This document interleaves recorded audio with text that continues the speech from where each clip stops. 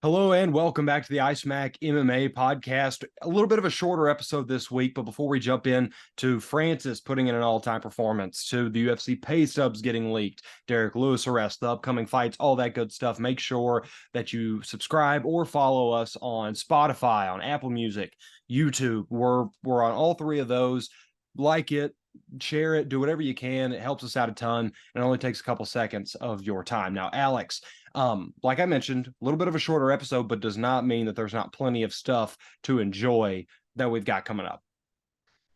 Yeah, and the glaring, thing that we need to address in this episode, I think, it has been just how surprising everyone was by Francis Ngannou in his fight against Tyson Fury.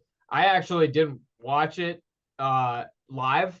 I was kind of seeing reactions and some clips on Twitter. Obviously, there's the big knockdown that he had. And it seems like from from what I've seen on social media, I've seen more people saying Francis won that fight than not.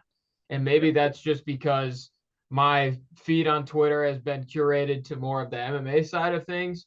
But you take a guy like Ariel Helwani, who covers boxing regularly, and says that Francis won that fight. So that's just it's pretty crazy, man. It's crazy that he could make one gamble on himself and leave the UFC to get a bigger payday. He succeeded in that because I think he got $10 million for taking the fight Yes. against Tyson Fury. And then, everyone went into that and they're like, all right, this is probably going to be a one and done thing. He's going to get his ass kicked by Tyson. He'll cash his check and then he'll move on to the PFL.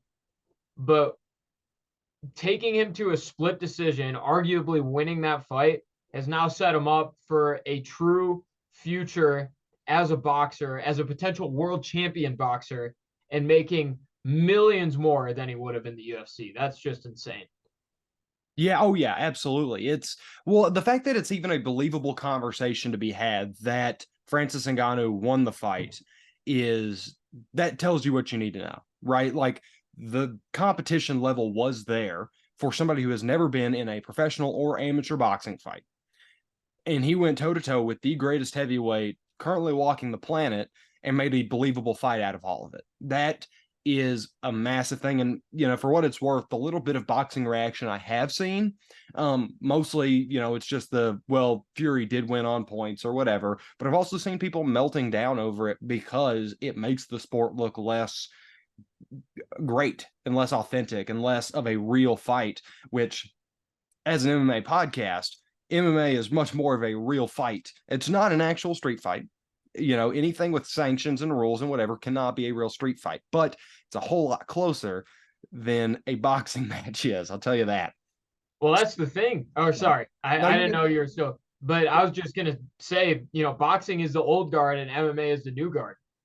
Like Yes. that's what we're seeing is boxing is a long standing, ages, thousands of years, boxing has been a thing, while MMA has been for less than 50. So it's interesting because I think everyone knew that the better combat fighters were in MMA because it's more disciplines, it's more things you're allowed to do, where boxing is very, narrow um rule set, I guess. But to see, one of the greatest athletes that MMA has seen go in and go toe to toe with one of the greatest pure boxers the world has seen, um, kind of kind of shows you where things are headed in the future for sure. A personal comparison I've made between the two sports, because I just find it interesting as to how you can break it down. I compare MMA to like addition, subtraction, multiplication, division, whereas boxing is like trigonometry. Does boxing require more technique and more efficiency in the little bits and pieces? Yes, it's a little bit more complex, at least in how they have to prepare relative to MMA. Well, even saying that out loud, I don't know if that's true, but the nuances, I guess, are more noticeable in boxing. But you don't use trigonometry all that often. I haven't used trigonometry since the day I got out of that class. But you know what I use every day at work? Addition. Yeah, you're speaking in math languages for me, so I don't use any of them. I'm trying to think of a more relatable metaphor for um hmm. Let me think on that for a little bit. But the math comparison works for you. It doesn't work for me because I don't use any of it. So Yeah. Yeah. It just makes sense. Basically, MMA might be a little bit simpler, but you use it, or like it's going to be more commonly used. Whereas boxing, in specific areas, yeah, it's great, but does it have this wide range of ability? yeah, like in boxing, you have to be it's one thing really that you have to focus on being really good at. MMA, or being great at in boxing, I should say. MMA, you can be really good at a lot of different things and not necessarily great, but still be very successful because those are the best fighters don't are not or the best fighters are good at everything, at clinching, at striking, wrestling, jujitsu, uh, defending, footwork, all that stuff.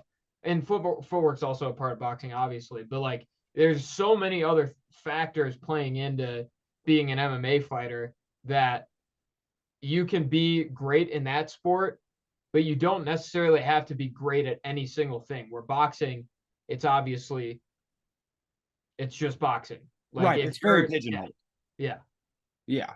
But regardless, Francis going on and doing that was, I mean, an incredible display. And it looks like he's going to remain away from PFL for the time being and take a second one.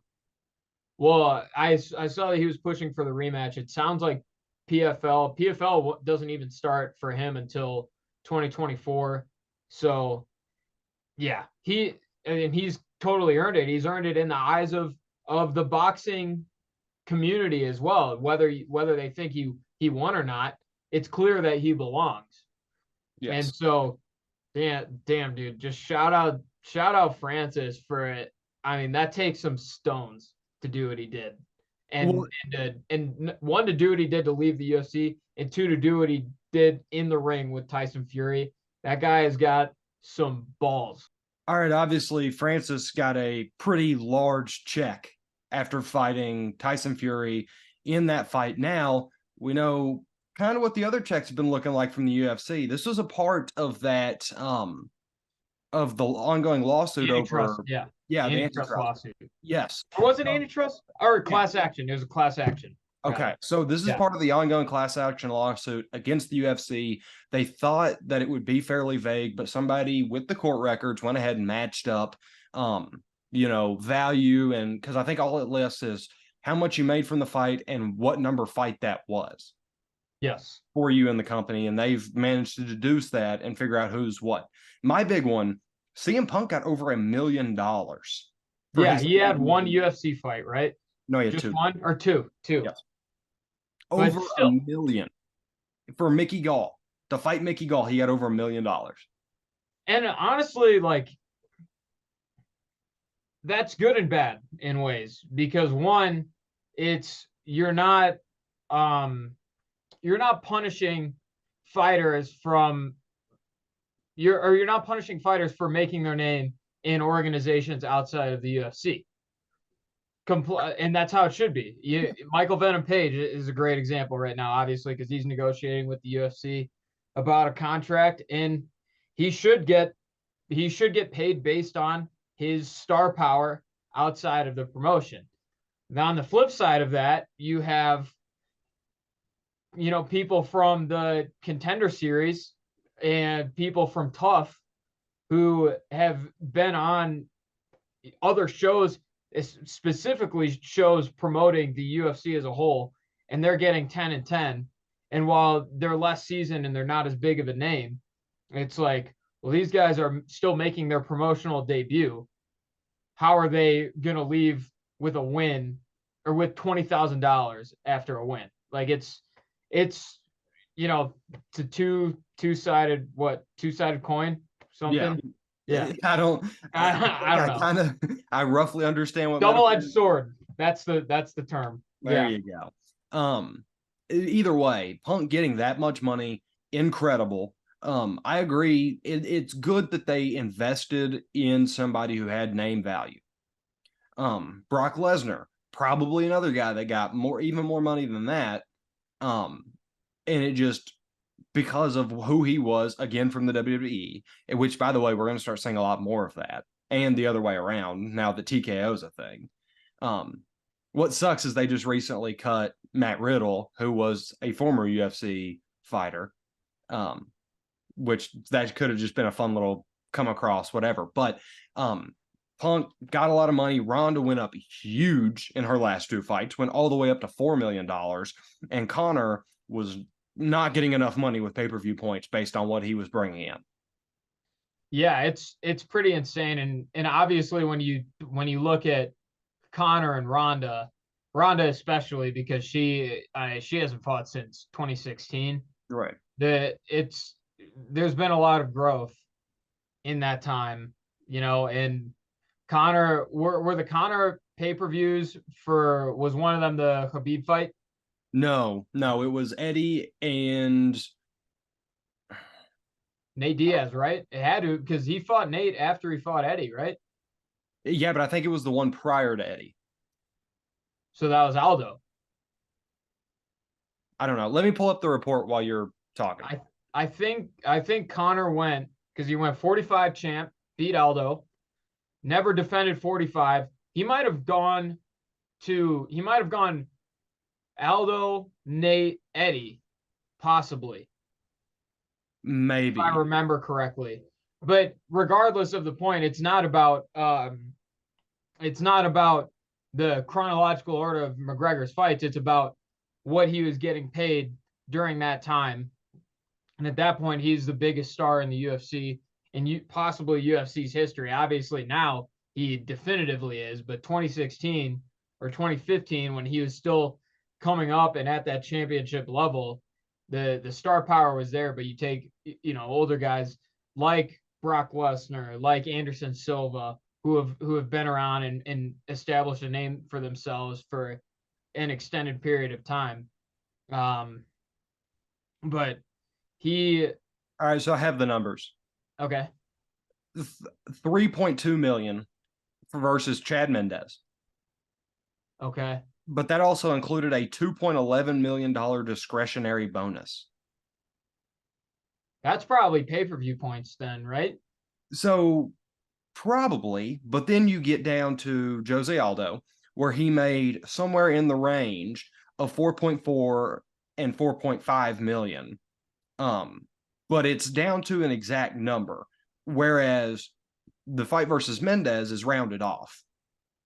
So I would assume the numbers that are exact, like at the end of it, there's a two. So he got however much and $2. I would assume that's pay-per-view points. Okay.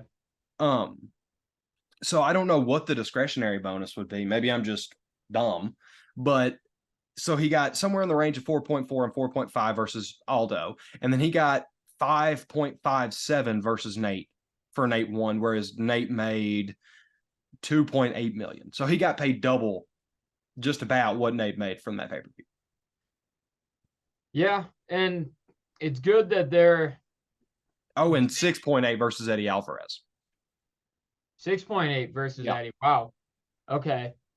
Um, I mean, at the time, that that kind of makes sense to me because those are probably the biggest paydays that a fighter has gotten in UFC history, right? Like I imagine Yeah. Oh, yeah. it, But I mean, back 7-8 years ago, that's it's hard. probably I it mean, has sorry, who other than maybe Brock would have gotten paid that much money?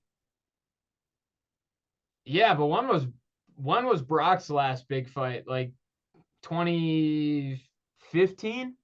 Well, are we counting Mark Hunt? Yeah, That was what 2016, wasn't it? yeah. Well, the last time Brock Lesnar fought in the UFC, because anytime he fights, it's a big fight. Yeah. Okay. So he fought obviously whenever he was an active competitor against the Ream was December 30th, 2011. Mark Hunt was July 9th, 2016. Okay. So yeah, I mean, he probably got paid a lot too. But I think the the the the good thing about these purses being released is that you can see the or I'm sure in the future they will be made public more because of this lawsuit, is you'll get to see how screwed some of these very good fighters who are on their first contract are. Like you take a guy like I'm trying Makayev, right? Makayev is probably on his first contract, right? Yeah, I would assume Or so. close.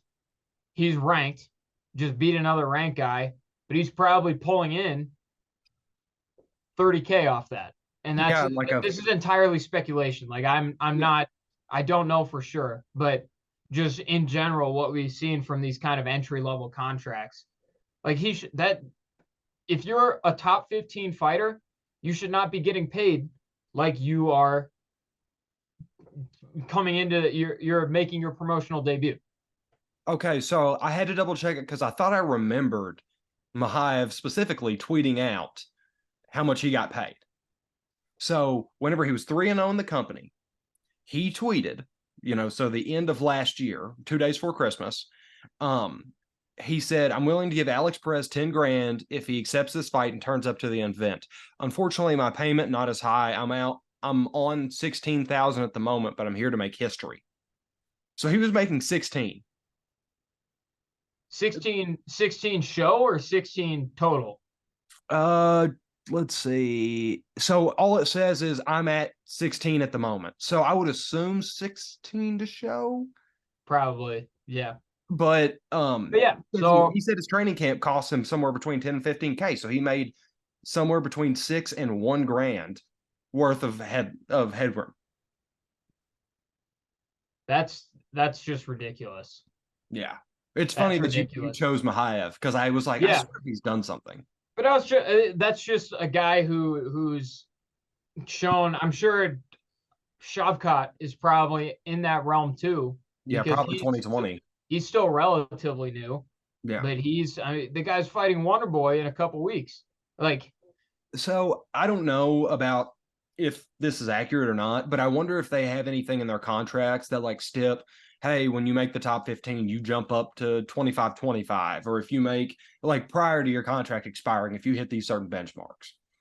well, in that case, why?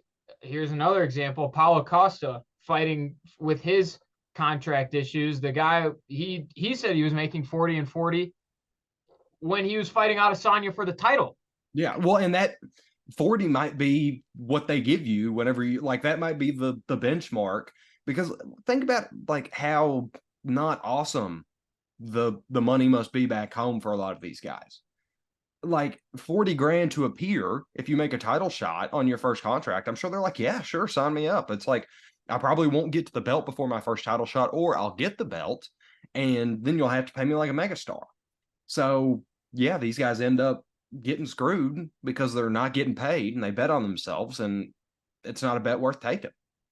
Yeah, and a big part of it is just like there are way less people who are taught about financial literacy, especially athletes, and we see it beyond the UFC. You see it in the NFL. You see it in all the major sports where you know you're getting a decent chunk of money thrown at you, but you don't know what kind of strings attached or stipulations there are, and they don't necessarily know their value as an athlete, Oh you yeah. know? Well, if you get taught how to spend money when you're young, it's going to be way harder to learn how to save money when you're old. Mm-hmm. And that's what a lot of these fighters are running into, and they really don't even have that much money to spend to begin with. Um, but regardless, I wish this antitrust lawsuit or the class action or whatever we decided it was, um, it would actually have had the names because I'd love to see those people that were listed as making 15 to appear and 15 to win. Yeah, for sure. And I know one other big one that we haven't mentioned yet is, do you remember when Mighty Mouse went on saying how he made 30 and 30 3 fights into his title reign. Yeah. How insane is that? It's absolutely what arguably, depending on who you ask, the greatest fighter of all time. Yes. It depends on who you ask, but clearly one of the, I think, top 5 of all time for sure. 3 fights into holding the championship belt, and he defends it and goes home with $60,000. Yeah. I mean, he'd make more off that from what he currently does streaming in a month. Yeah. Than what he would make to get in there and be a warrior against another trained killer.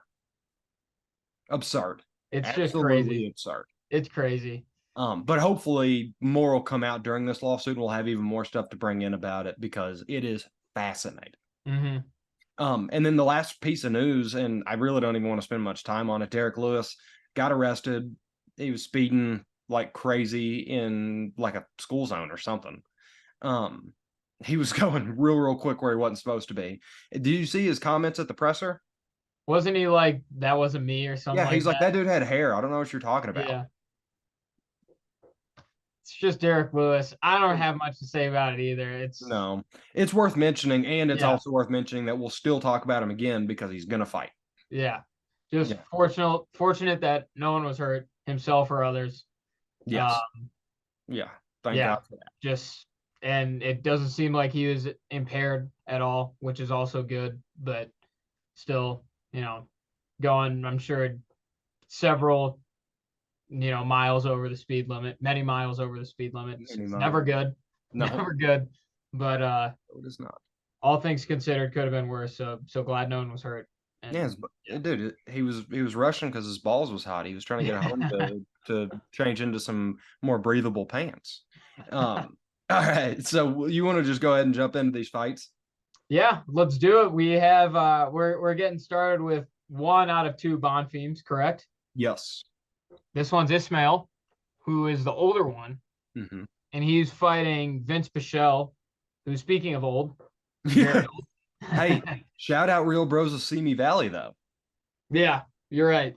You're right on that. He's old Pichel's from, which I did, to be perfectly honest, didn't know was real until I ran into Vince Pichel because I saw it on his shirt dog because I was double checking some stuff prior to the pod, and I was like, it threw me through a loop for a second. It's like Rancho Cucamonga. It's like you don't believe it's real, but it is.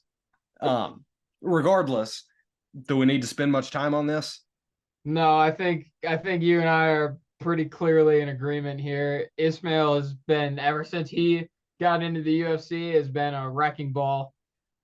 Vince, old, nothing against him. He's old. He's had a great career, but it's just it's one of those fights where it's like Frankie Edgar and Chris Gutierrez, on a way less hyped scale, but like at that same kind of the same gist, right? Right. Same sport, different ballpark. Yeah. So I expect Ismail to finish the fight. He could knock him out. He could submit him. I don't know which one it'll be, but I have a feeling it won't be going to the scorecards. No, I'm right there with you. I'm going to lean submission. Just seems like the easiest place to do it, but I could also see Ismail coming out there and kind of having a statement win. So either way, this is one that you'll want to go watch for the purpose of knowing what Ismail Bonfim's capable of in future fights, but it's not one you necessarily have to see live. Well, I think his statement win was for sure when he put McKinney to sleep. Do you remember that? Oh, yeah. That was one in progression. I feel like T-Rex should be above Vince Pichel, but whatever. Maybe no one else wanted to fight him. It could be. Just starting to get ducked. They're both scary, so. Well, yeah, but Dalby's at least semi-real. Yeah, but like. He's not. Listen, he's not. If you beat Nick Dalby, you're not getting a title shot, right? But it's not Vince Pichel, which I don't want to disrespect him because it takes a lot of balls to get into the octagon at any point in time. You know the spiel, but there's levels to the game, and Pichel is not at that level anymore. No. And there's nothing wrong with that. time takes a toll on everyone's body. But that's not, that's when you probably should step away. All right, the next fight. This one, easily the most difficult to predict. Probably, I would say. By a country mile for me, because I think both Bonfils got layups, and then the main event is the main event. Yeah. So Caio Borralho versus Abus Magomedov. This is a real step up in comp.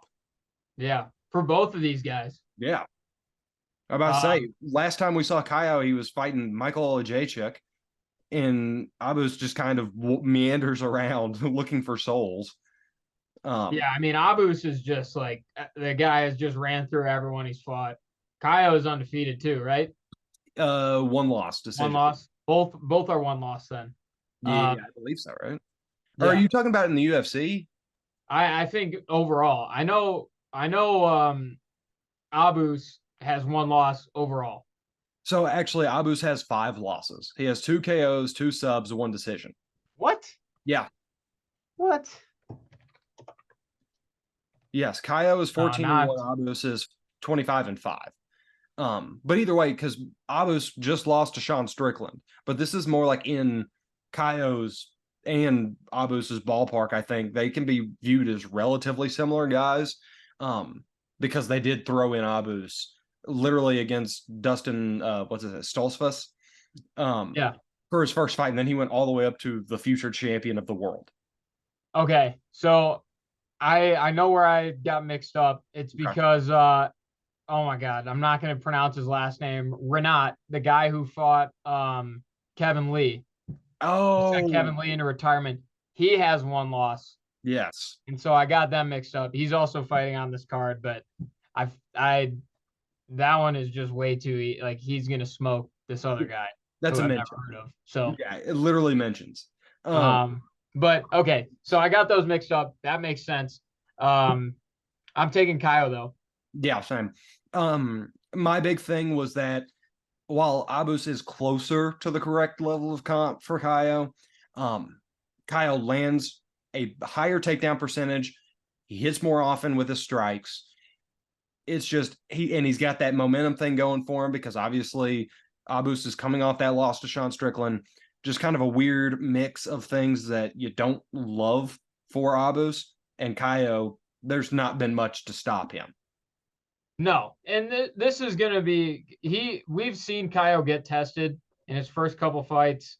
And like you said, it is another step up in comp. This guy just fought the champ. As legit or not as you think of Sean Strickland as a champion, he is a champion. He beat Israel Adesanya. So it's, he's been in there with fighters that are a higher level than Caio right now. Yes. But I think with the talent that Caio possesses, we've mentioned this sort of all around ability that you can have to be successful in MMA, and Caio has that. So I think he'll lean on it to win. Well, and he's just got that natural gravity, right? He can be a star. He can absolutely be a star. And sometimes that does actually play a factor in the octagon, especially when somebody believes it. I mean, look at Jorge. So that's where I'm at. We're going to have an easy, clean sweep here. Yeah. Quickly, Bonfim, the second one, Gabriel Bonfim versus Nicholas Dalby. This is a submission win for Bonfim. This is another one where I could see him knocking him out too, just because he's that good. Yeah. But finish. Yeah. Unanimous. Yeah. They're really good. The Bonfims are really good at fighting. That's the bottom line here. Take it before the judges, and you've got some money on your hands. And then this last one, Gilton's just going to dominate Derek Lewis. Yeah, is this one's kind of bittersweet because obviously I love Derek Lewis, but Gilton's one of my rising stars picks, and that's for a reason. Derek Lewis has shown that he cannot handle guys who are good at wrestling. Gilton pretty much exclusively wrestles, so I imagine this will go similarly to his fight against Biggie Boy, where it didn't last very long. No, well, and it'll be really funny because we'll get one of Derek Lewis just standing up out of the takedown, and then the second one will happen, and Derek Lewis will knock it up. Yeah. because he loves to just shove his way out of it like it's a dog pile in football. And then the second one comes and he just forgets how to move. So yeah, I'm right there with you. Jalton submission. Sad. I love Derek, but let's put him up against strikers, please, because he doesn't have very much longer left. Let's get him on the Stephen Wonderboy Thompson track. Yeah, and it sucks because this wasn't supposed to be Derek Lewis. It was supposed to be Curtis Blades, Mm-hmm. who would have been a awesome test to see how good Jalton really was. Curtis Blades and awesome in the same sentence As is a not something because I'm he's a used wrestler, to. because he's a wrestler in the heavyweight division. I you know what I mean, okay? Yes, I do. I do. Okay. But all things considered, this is still a pretty good fight night card. I'm excited to watch it. Yeah, there's name Yeah. value and there's going to be quality guys to pay attention to from it. It is a little unfortunate that it's as one sided as it is. Yeah. Yeah, I think so. I'm looking at it right now. There's like yeah, it's gonna be a lot of quick finishes, which if you're into that, great. I expect there to be If you're into quick finishes, call Alex Eisman. okay. All right. No, that's when you call Mel Tucker. There you go. There you go. Hey, um, remind me. I've got to send you. Well, you don't have to remind me. Once we get off this, I'll have to send you a tweet that I found that was very funny pertaining to your BFF Connor Stallions. Oh my god. For those who No don't, comment on the matter. yeah, On record. for those who don't know, Eisman is a he's from Ann Arbor. They know I'm from Michigan. But Yeah, yeah, I'm from Ann Arbor. That's a different sport. We're talking about MMA here. I'm not here to talk about college football. all right, Eisman. Well, you got anything else MMA wise? If you want to hear about college football though, I haven't from started my that back yet. perspective podcast. I need to start that back. I really, really, really do. But at this point, I'm just waiting for next season. All right, Alex, tell them where they can find us. YouTube, Spotify, Apple Podcasts. Yeah. Yeah. We're on all of them. So we All got right. a big card next week. We'll see you then. It'll be exciting. It'll be a good time. So Absolutely. All right. Peace.